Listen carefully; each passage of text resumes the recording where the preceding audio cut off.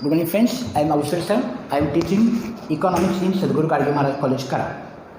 In last lecture, I discussed about chapter number 2. Here, we completed the chapter number 2. In this lecture, we are going to start chapter number 3, which is very important for you. And name of this chapter is Demand Analysis.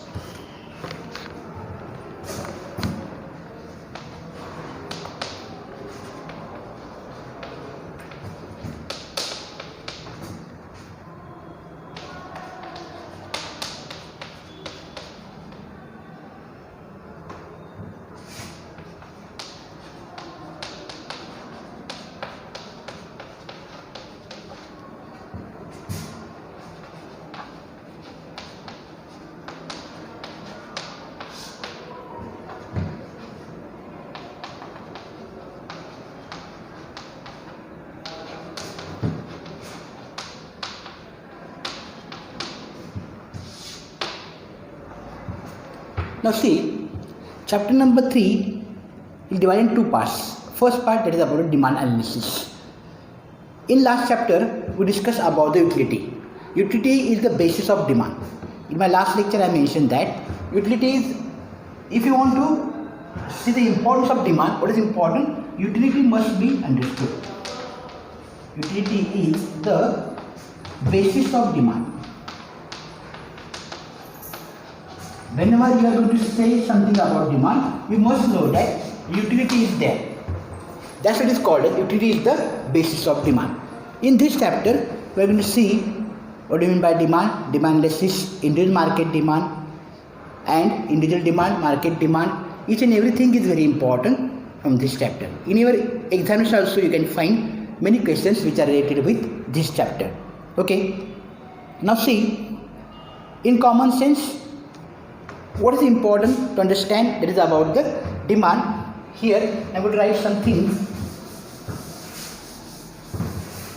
In economics, only desire is not a demand. Suppose desire is there. Desire is not going to call as demand. In common language, we are going to say that desire means demand. But for economics, it is not possible. If you want to say something about demand, what is important? For demand, there must be desire.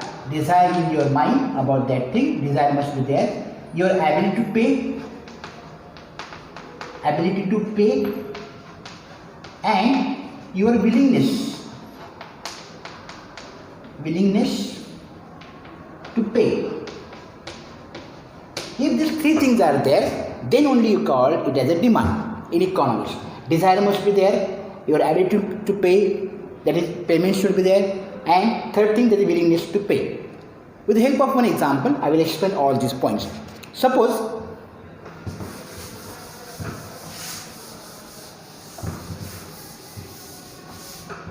example of pen. Suppose there is desire that I should have one good pen.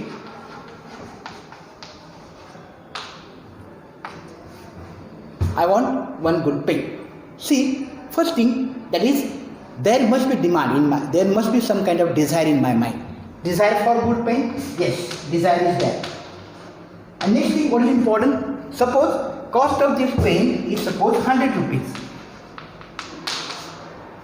See, desire is there, but 100 rupees are not available.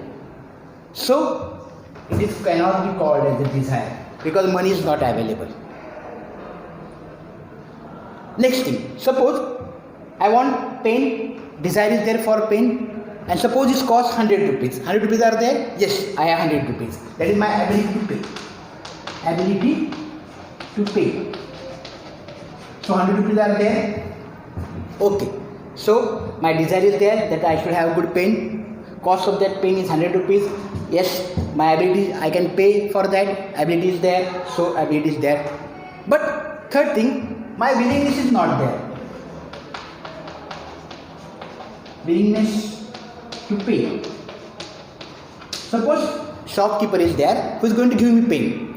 My desire is there that I should have pen. 100 rupees are there available, cost of pen is 100 rupees, okay, 100 rupees is there, I ability to pay is there, but my willingness is not there. I am not going ready to give 100 rupees to that shopkeeper who is going to give me pen. My willingness is not there. Then only it is not called as a demand. If these three things are there, your desire must be there, desire must be in your mind that I should have pen, desire must be there, again your ability must be there, you should pay, you should have 100 rupees with you, then only you can buy that pen, ability must be there for pen, and your willingness also there, that you should also give 100 rupees, then only the shopkeeper will give you pen. If these three things are present there, then only it is called as a demand. It is called as a demand. If anything is missing, suppose desire is not there, then it is also not called as a demand. Suppose desire is there, your desire is there, but not your ability and not willingness, only desire is not going to call it as a demand. Okay, suppose desire is there, your ability is also there, ability to pay is also there, but not willingness, then only it is also not called as a demand. If three things are present at a time, then only it is called as a demand. The concept is very clear. Desire must be there, ability must be there, and willingness is there. If three things are there, then only it is called a demand in economics. Okay. Now, what do you mean by desire? Desire means an urge to have something. I want something. There is urge to have something. Desire means there is some kind of urge. Urge is there.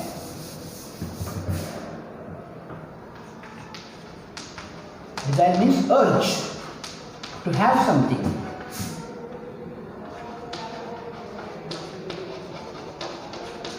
That I want something. Pen is not available with me, I want pen.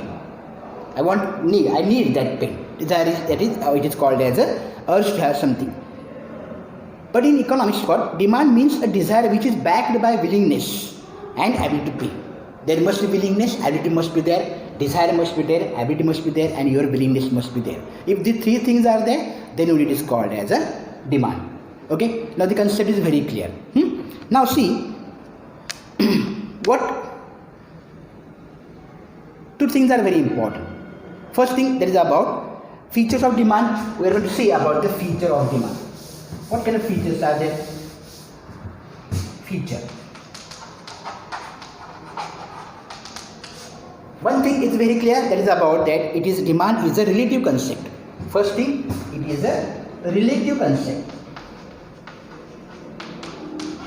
A relative concept. And point number second, that is reference to time and place is very important. When you are going to talk something about reference of time, and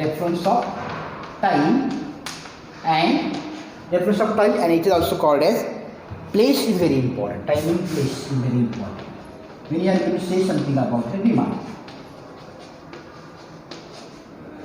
It is a relative concept, and it is important to give some kind of reference of time and place. Okay. Now there are two important points. It is called as a demand schedule. Suppose with the help of one example, I will explain this point. What do you mean by demand schedule?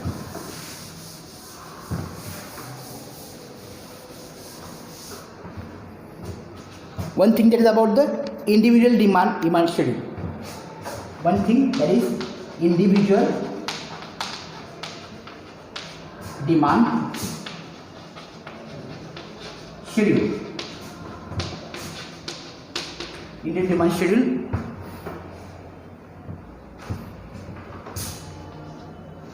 And see, first we will discuss about the individual demand schedule. Suppose I am a consumer. One family is there. I have one family, and suppose I will give example of sugar. There are 5 persons in my family, and every month I am going to purchase, suppose 3 kilograms of sugar. So what is my need for my family? I need 3 kilograms of sugar every month, per month. Okay.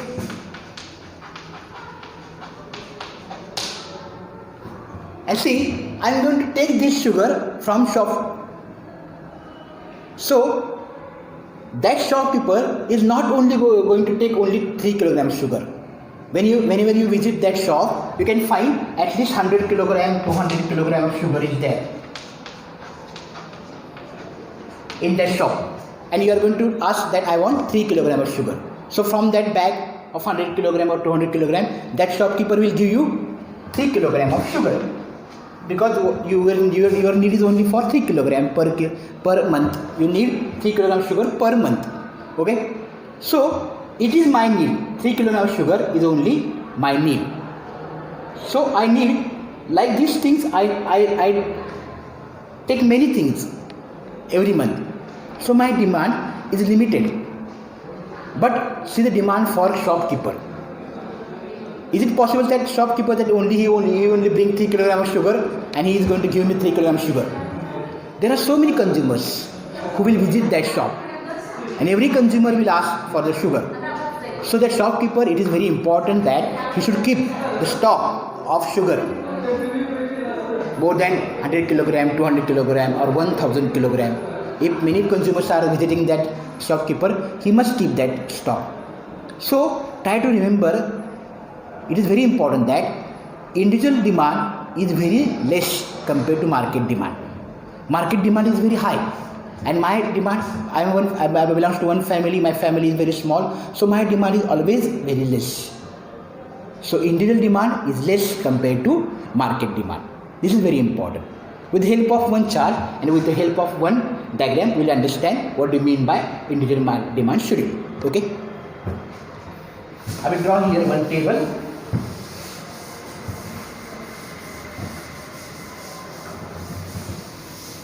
One table is there, and at the same time one graph is there.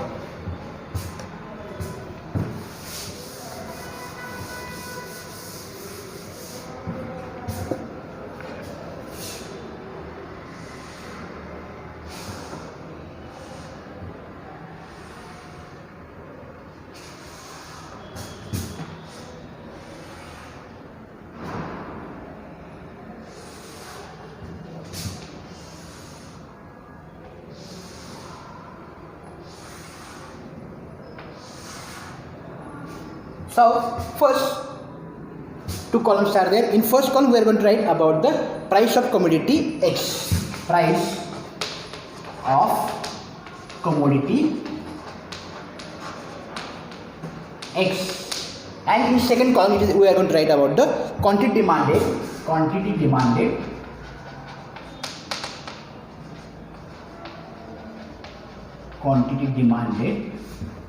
demanded of commodity X, of commodity X in kilogram. Here is in rupees and here in kilograms. Okay, so see here, I'm going to write all the things: 10, 8, 6, 4, 2. Here 1, 2, 3, 4, 5.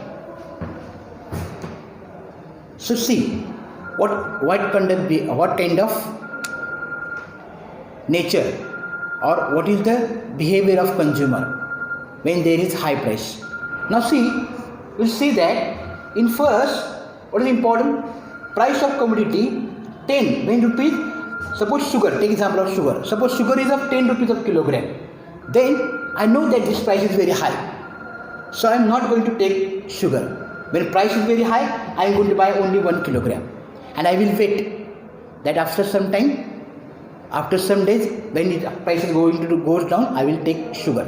So when price is very high, suppose 10 rupees is there, price is there, the consumer is going to buy only 1 kilogram. Suppose price is going to reduce, the price is going to reduce for 8 kilogram.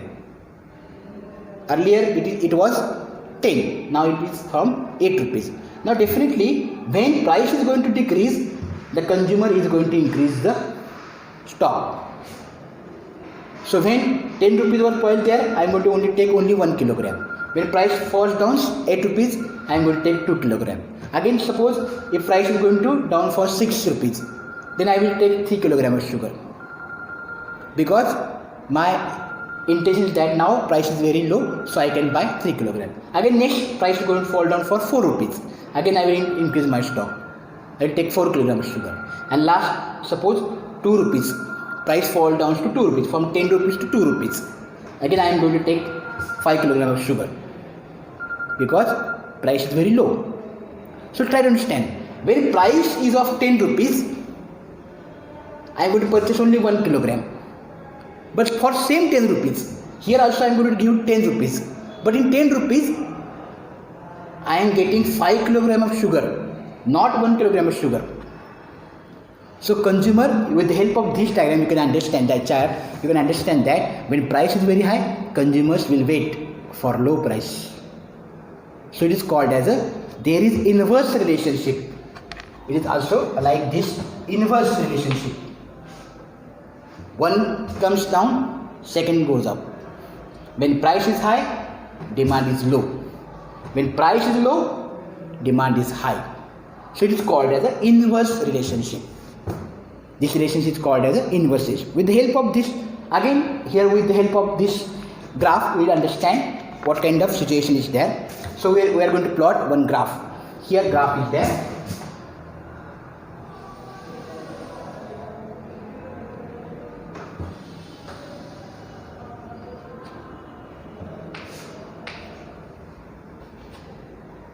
Y-axis, x-axis 0.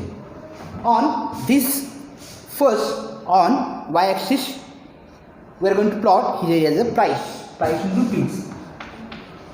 Price in rupees. Here we are going to plot price on y-axis, and here quantity demanded in kilogram. Here quantity demanded in kilogram. Okay. Now see, it is very clear. With help of this chart, we are going to draw one diagram. So what is on price is on y-axis and quantity demand is on x-axis. So write all these things here. Start from 2, price of commodity. So make 5 parts.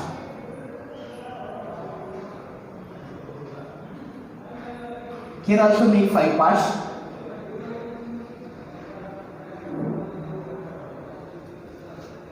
Here start from 2 rupees. 2, 4, 6, 8, 10. Okay, price on y-axis, and here quantity demanded. Quantity demanded from also start from 1, 2, 3, 4, 5. Right here 1, 2, 3, 4, 5. Okay, these points are there. Now see how to plot the graph. Very easy graph is there. When price of commodity is 10 rupees, demand for that commodity is 1 rupees. Price is very high, so consumers, they will not going to buy that thing. They decide that they should stop. So they will only buy the needed thing, only 1 kilogram of sugar. Take example of sugar. So price of sugar 10 rupees, then I am going to take only 1 kilogram. So when price is there,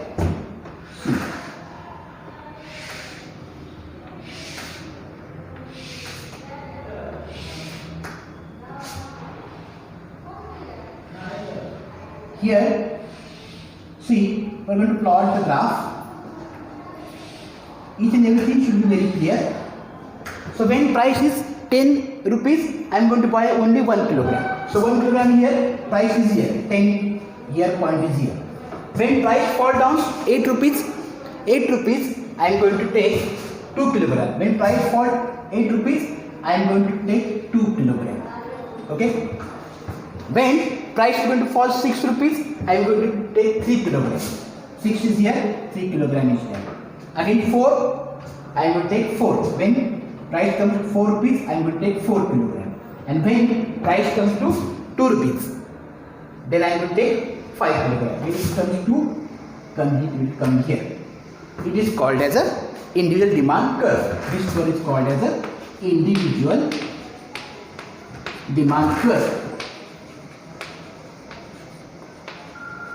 Demand curve. Now it is important, just join all these points. It must be very straight line. With the help of scale, you can draw, it comes like a straight line. Okay, it is called as a DD, demand curve.